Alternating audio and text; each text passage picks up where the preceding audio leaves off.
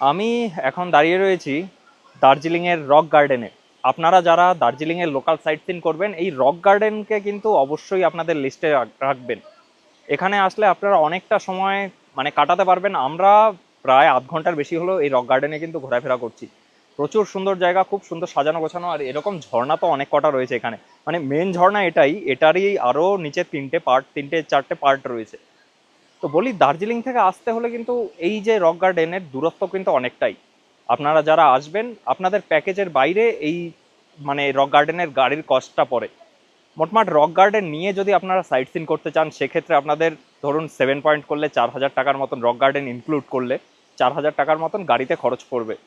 তো অবশ্যই আসবেন, খুব ভালো জায়গা।